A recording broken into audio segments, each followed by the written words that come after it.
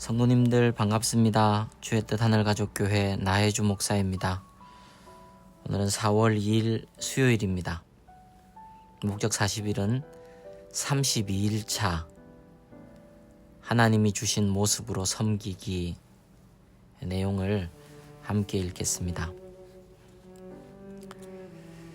이와 같이 우리 많은 사람이 그리스도 안에서 한 몸이 되어 서로 지체가 되었느니라. 로마서 12장 5절. 당신은 하나님이 당신에게 주신 선물이다. 당신이 삶을 통해 하는 것은 당신이 하나님께 드리는 선물이다. 덴마크 잠언. 하나님은 우리의 최고의 것을 받기에 합당하시다. 그분은 목적을 위해 우리를 만드셨고 우리가 당신께 받은 것을 최대한 활용하기를 원하신다. 그분은 우리가 갖고 있지 않은 능력을 탐내거나 그것에 대해 걱정하는 것을 원하지 않으신다. 대신 우리가 당신이 사용하도록 주신 재능에 집중하기를 바라신다. 우리가 현재의 모습, 쉐입이 아닌 다른 방법을 하나님을 섬기려고 시도할 때는 동그란 구멍에 네모난 못을 억지로 박으려는 것과 같은 기분이 들 것이다. 힘들기만 하고 한정된 결과만 보게 될 것이다. 시간과 재능, 에너지의 낭비인 것이다. 우리의 삶을 제대로 사용하는 방법은 우리의 현재 모습을 가지고 하나님을 섬기는 것이다. 이것을 위해서 먼저 우리는 하나님이 우리에게 주신 현재의 모습이 무엇인가를 발견하고 받아들이고 즐기고 그것을 최대한 발전시켜야 한다. 현재의 모습을 발견하라. 성경은 말한다. 그러므로 어리석은 자가 되지 말고 오직 주의 뜻이 무엇인가 이해하라. 에베소서 5장 17절. 하루라도 이것을 못 본 채 지나치지 말라. 하나님이 우리가 어떤 사람이 되고 어떤 일을 행하기를 원하시는지 발견하고 분명하게 인식하기 시작하라. 현재의 모습을 발견하라는 그 제목 안에 소제목 3개가 있는데 그 쉐입 5가지 중에 2개씩 이렇게 설명합니다. 은사와 능력을 평가하라. 자신의 마음과 그 성격, 인격에 대해 주의 깊게 검토하라. 그리고 자신의 경험을 점검하고 그것에서 배운 교훈을 끌어내라. 이 3가지인데요. 첫째, 은사와 능력을 평가하라. 시간을 두고 정직하게 자신이 잘하는 것과 그렇지 못한 것을 살펴보라. 다른 사람들에게 그들의 솔직한 의견을 물어보라. 영적인 은사와 타고난 능력은 언제나 다른 사람에 의해서 확인된다. 우리 자신은 교사나 성악가로서의 은사를 받았다고 생각하는데 다른 사람이 이에 동의하지 않는다면 이것은 무엇을 의미한다고 생각하는가? 만약 우리가 리더로서의 은사를 받았는지 알고 싶으면 뒤를 한번 돌아보라. 만일 아무도 우리를 따라오지 않는다면 우리는 리더가 아닌 것이다. 다음과 같은 질문을 던져보라. 나의 삶에서 다른 사람도 확실히 동의할 수 있는 열매를 맺은 분야는 무엇인가? 이미 성공한 분야는 무엇인가? 시중에 놔두는 영적 은사와 능력을 알아보는 테스트는 크게 가치가 없다. 가장 좋은 방법은 테스트를 통해 알아보는 것이 아니라 여러 다른 사역을 통해 우리의 은사와 능력이 무엇인지 실험해 보는 것이다. 만약 내가 젊다면, 이제 저자 얘기하는 겁니다. 릭 워렌. 내가 젊다면 은사와 능력에 관한 테스트를 수백 번 해볼 수도 있겠지만 가르치는 은사가 내게 있는지는 발견하지 못했을 것이다. 왜냐하면 한 번도 가르쳐보지 않았기 때문이다. 그러나 나중에 시간이 지나면서 사람들 앞에서 말하는 기회가 주어지면서 다른 사람들로부터 이 능력에 대해 확인을 받게 되고서야 비로소 하나님이 이러한 일을 위한 은사를 주셨다는 것을 인식하게 될 것이다. 그런데 많은 책들이 은사를 발견하는 과정을 거꾸로 가르치고 있다. 당신의 은사가 무엇인지 발견하라. 그러면 당신은 어떤 사역을 해야 할지 알게 될 것이다 라고 말한다. 사실은 정반대다. 먼저 섬기고 여러 다른 사역을 실험하기 시작하면 그 후에 우리의 은사를 발견하게 될 것이다. 섬기는 일을 해보지 않으면 우리는 잘하는 것이 무엇인지 알 수 없을 것이다. 한 번도 시도한 적이 없기 때문에 자신도 모르는 수십 개의 감춰진 능력과 은사가 우리에게는 있다. 그래서 나는 현재 상황으로부터 밖으로 나가서 한 번도 해보지 않은 일을 시도해보라고 권한다. 나이가 몇이든 실험을 멈추지 말라고 권고한다. 나는 70대나 80대의 나이로 자신의 감춰진 재능을 발견한 사람들을 만나보았다. 나는 90이 넘은 나이에 10km 달리기의 경주에 참가해 우승한 여인을 안다. 그는 78세까지도 자신이 달리기를 좋아한다는 사실을 몰랐다. 어디서 봉사를 해보기 전에는 그 재능을 발견하려고 하지 말라. 그냥 봉사를 시작하라. 사역에 참여함으로써 우리의 재능을 발견한다. 가르쳐 보기도 하고 그룹을 인도하고 조직하고 악기도 다뤄보고 10대들과 같이 일도 해보라. 해보지 않고는 무엇을 잘하는지 알 수가 없다. 잘할 수 없었다면 실패가 아닌 실험으로 생각하라. 우리는 사역을 통해 은사를 발견하는 것이지 이와 반대로 발견하는 것이 아니다.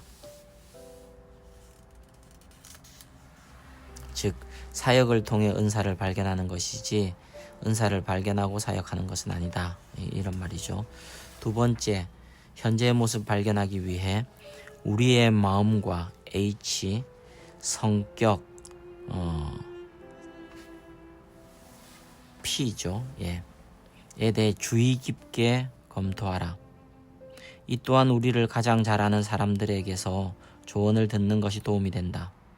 내가 사랑하고 가슴이 뛰고 하고 싶은 일이 무엇인가라는 질문을 스스로에게 해보라.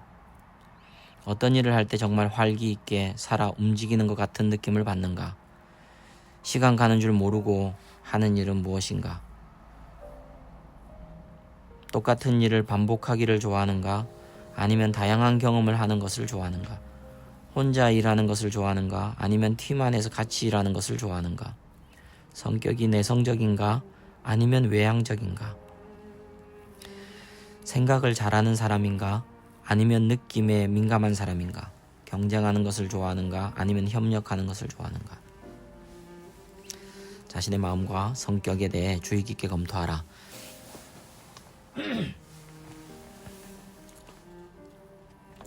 세 번째, 자신의 경험을 점검하고 그것에서 배운 교훈을 끌어내라. 자신의 삶을 돌이켜보고 어떻게 현재의 모습이 되었는지 생각해보라.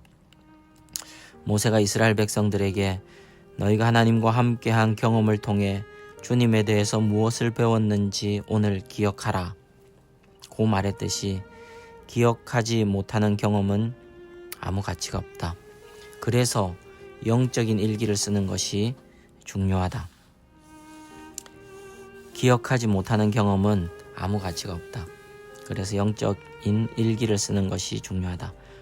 바울은 갈라디아 신자들이 그들이 겪었던 고통의 경험을 잊어버릴 것을 염려하고 말했다.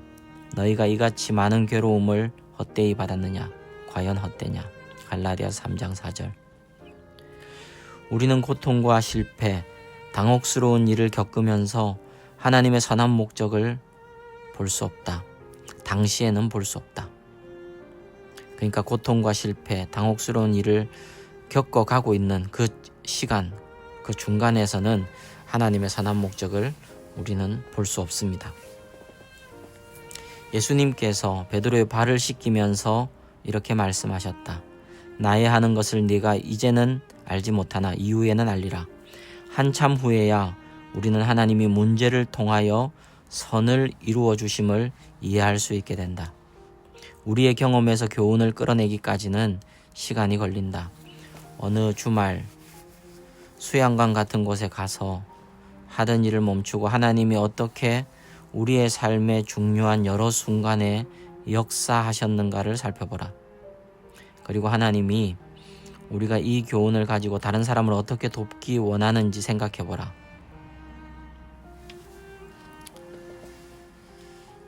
자신의 현재의 모습, shape, shape를 용납하고 즐기라.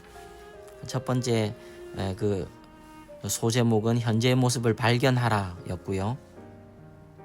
두 번째는 자신의 현재의 모습을 용납하고 즐기라. 하나님은 우리에게 가장 좋은 것이 무엇인지 아시기 때문에 우리는 하나님이 우리를 만드신 모습을 감사하게 받아들여야 한다. 성경은 말한다. 이 사람아, 네가 네기에 감히 하나님을 힐문하느뇨. 지음을 받은 물건이 지은 자에게 어찌 나를 이같이 만들었느냐 말하겠느뇨. 토기장이가 진흙 한 덩어리로 하나는 귀히 쓸 그릇을, 하나는 천이 쓸 그릇을 만들 권이 없느냐. 로마서 9장 20절 21절.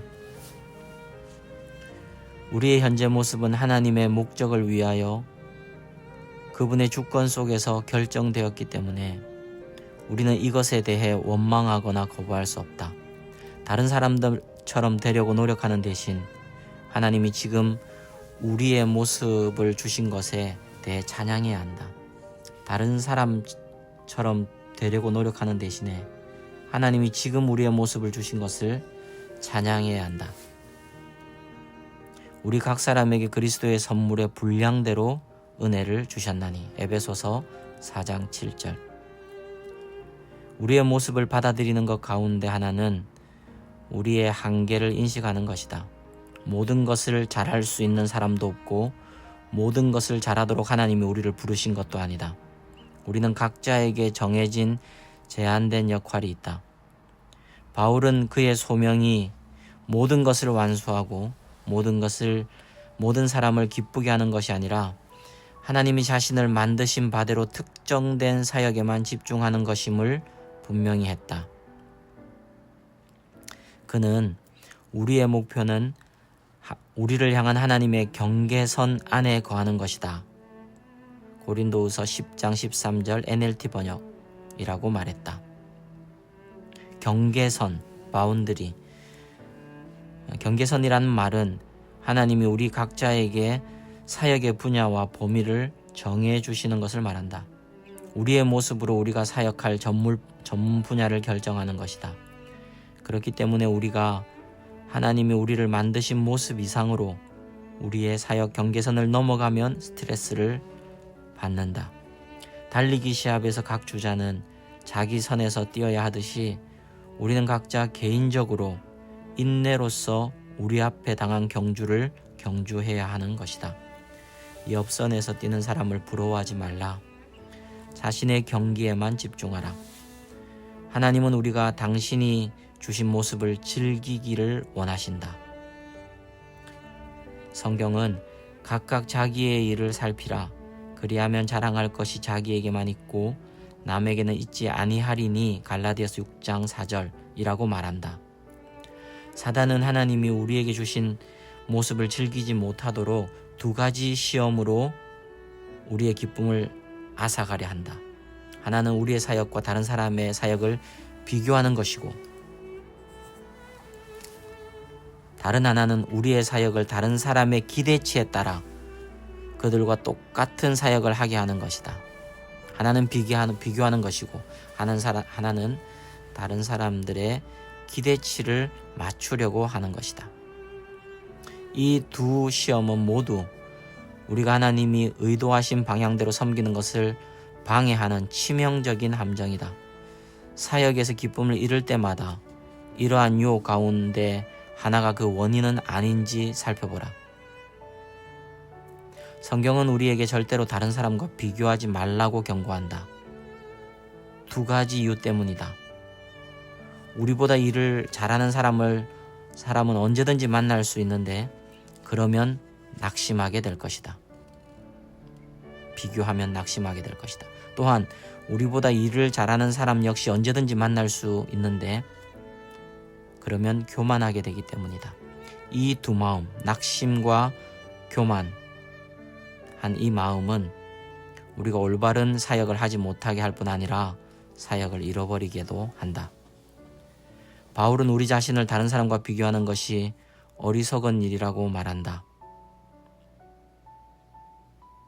비교하고 등급을 매기고 경쟁하는 자들은 사실상 핵심을 놓치는 것입니다. 본질을 놓치는 것입니다. 고린도후서 10장 12절 메시지 성경. 우리는 우리의 사역을 이해하지 못하는 사람들로부터 비난받고 더 나아가서 우리가 무엇을 해야 하는지를 강요하는 사람들을 만나게 될 것이다. 그때는 그들을 그냥 무시하라. 바울도 때로는 그의 사역을 오해하고 중상모략하는 비판자들을 대했어야 했다. 그의 반응은 언제나 같았다. 비교하는 것을 피하고 과대 포장하는 것을 거부하며 하나님의 칭찬만을 기대했다. 고린도후서 10장 12절에서 18절. 바울은 언제나 같았다. 비교하는 것을 피하고 과대 포장하는 것을 거부하며 하나님의 칭찬만을 기대했다. 바울이 하나님께 위대하게 쓰임받은 이유 가운데 하나는 그가 비난이나 다른 사람의 사역과 비교하는 것 또는 그의 사역에 대한 열매 없는 토론에 끌려 다니지 않았기 때문이다. 존 버년은 이렇게 말했다. 나의 삶이 열매 맺지 못하는 삶이라면 누가 이 삶에 대해 칭찬해도 나와는 상관없는 일이요. 나의 삶이 열매 맺는 일이라면 누가 이 삶을 놓고 비판하든지 역시 나와는 상관없는 일이다. 자신의 모습, 쉐입을 계속 개발하라. 오늘 32일 차는 현재의 모습, 쉐입을 발견하라. 그리고 현재의 모습, 쉐입을 용납하고 즐기라. 그리고 현재 자신의 모습, 쉐입을 계속 개발하라. 이렇게 큰 세 덩어리입니다. 하나님이 우리가 당신께 받은 것을 극대화시키기 원하신다는 것을 예수님은 달란트 비유로 말씀하신다. 우리는 우리의 은사와 능력을 연마해야 하고 우리 마음이 계속 열정으로 불타게 해야 하며 우리의 성격과 성품을 성장시키고 우리의 경험을 넓혀서 사역의 효율성을 증대시켜야 한다. 만일 우리가 근육 운동을 하지 않으면 우리 근육은 약해지고 쇠퇴한다. 마찬가지로 하나님이 주신 능력과 기술을 사용하지 않으면 그것을 잃게 될 것이다. 한 달란트를 사용하지 못한 종에 빗대어 주인은 그에게서 한 달란트를 빼앗아 10달란트 가진 자에게 주어라 고 말했다. 당신의 능력을 사용하라. 그러면 하나님은 능력을 더해 주실 것이다. 바울은 디모데에게 말했다. 하나님이 주신 능력을 사용하라. 그 능력이 일하게 하라. 디모데전서 4장 14절 15절 리빙 바이블. 하나님께 받은 은사가 무엇이든지 그 은사는 연습을 통해 더 넓혀지고 개발될 수 있다. 예를 들어 처음부터 완전히 개발된 가르침 은사를 받은 사람은 없지만 연구와 조언과 실습을 통해 좋은 교사가 더 좋은 교사로 그리고 시간이 흐름에 따라 최고의 전문가가 될 수 있는 것이다. 적당히 개발된 은사를 가지고 만족하지 말라. 팔을 넓게 펴서 배울 수 있는 모든 것을 배우라. 자신의 모습을 개발하고 섬기는 기술을 연마할 수 있는 모든 훈련 기회를 활용하라. 우리는 천국에서 하나님을 영원토록 섬길 것이다. 그리고 지금은 이 땅에서 바로 그와 같은 영원한 사역을 준비하고 있는 것이다. 선수들이 올림픽을 위해 준비하는 것과 같이 우리는 그날을 위해 계속 훈련해야 한다. 저희는 썩을 면류관을 얻고자 하되 우리는 썩지 아니할 것을 얻고자 하노라. 고린도전서 9장 25절. 우리는 영원한 책임과 상급을 위해 준비하고 있는 것이다. 아멘. 네, 32일차 내 삶의 목적에 대하여 생각할 점. 하나님은 나의 최고의 것을 받기에 합당하시다. 외울 말씀. 내가 진리의 말씀을 옳게 분별하며 부끄러울 것이 없는 일꾼으로 인정된 자로 자신을 하나님 앞에 드리기를 힘쓰라. 디모데후서 2장 15절. 삶으로 떠나는 질문. 어떻게 하면 하나님이 내게 주신 것들을 최대한 활용할 수 있을까?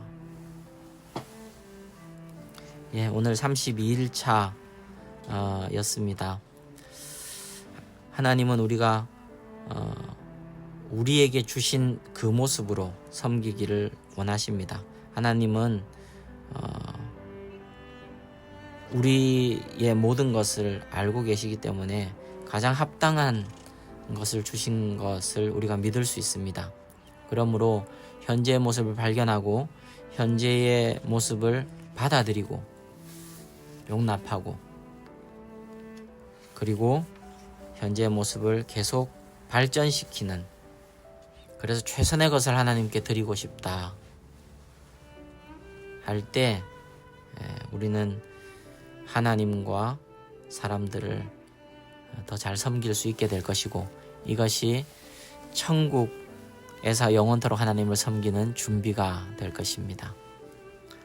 좀 오늘 내용은 좀 추상적으로 우리 성도님들에게 다가갈지도 모르겠습니다. 그런데 이거 하나만이라도 한번 또 해보십시오. 현재 모습 발견하는 것 어떻게 발견한다 그랬습니까? 테스트 해보고 뭐가 있는지 알고 거기에 헌신한다 그랬습니까? 아닙니다. 일단 봉사해보면 거기에 나의 은사와 능력이 있는지 드러나게 되고 또 받아들이게 되고 더 개발하게 되는 것입니다. 그러니 봉사의 자리를 찾는 것, 그것이 이번 32일차 작은 봉사의 자리라도 찾는 것, 그래서 거기에 우리의 헌신을 시작하는 것, 그것이 오늘 32일차의 중요한 내용이라 할 수 있겠습니다. 오늘도 수고하셨습니다. 또 남은 오늘 하루 주님 말씀으로 승리하시고 또 주님과 동행하며 평안을 누리시기를 축복합니다. 내일 뵙겠습니다. 여러분 사랑합니다.